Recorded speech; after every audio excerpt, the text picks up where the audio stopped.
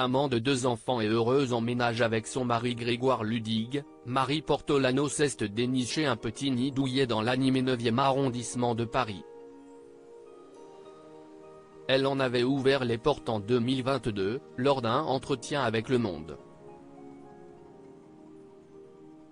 L'occasion d'y découvrir un intérieur à son image. Et beaucoup d'alcool.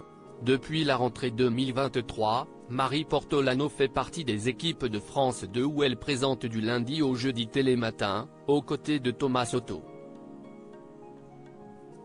La journaliste passée par Canal+ et M6 s'y est bien intégrée et a réussi à faire oublier le binôme que son acolyte formait auparavant avec Julia Vignali, désormais aux commandes d'Affaires conclues.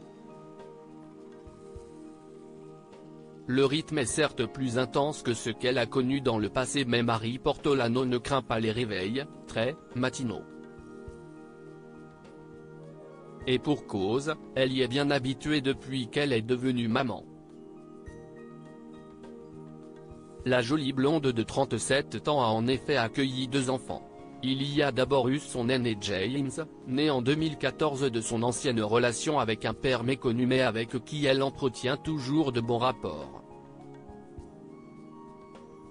Nous sommes séparés mais nous nous entendons très bien, avait-elle assuré en interview en 2021. Des années plus tard, de nouveau amoureuse et mariée au comédien Grégoire Ludig, Marie Portolano a grandi sa famille avec un 2e bébé, né au cours de l'été 2022. Une passion pour le vin. La petite famille recomposée s'épanouit aux dernières nouvelles dans un appartement parisien typique et parqueté du 9e arrondissement. Marie Portolano avait accepté d'y accueillir nos confrères du Monde en 2022 pour un entretien. Sur place, ils y découvraient du mobilier contemporain, une cheminée ancienne, des dessins d'enfants et des affiches de films. Mais aussi beaucoup de bouteilles. L'animatrice comptait à l'époque selon le média de vieux rhum et whisky, du gin Hendrix, sur une commode. 18 flacons de vin dans un présentoir en rotin. Une 50aine entassés dans une armoire à vin. De quoi faire de sympathiques apéros.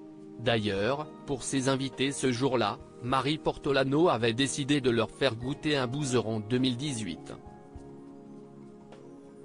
Ce qui n'a pas dû plaire à son époux Grégoire Ludig. Le vin, si est-il la passion de mon mari. Et je l'ai suivi. Il va me dire, tu ne leur as pas sorti le Bouzeron quand même, avait-elle déclaré en plaisantant.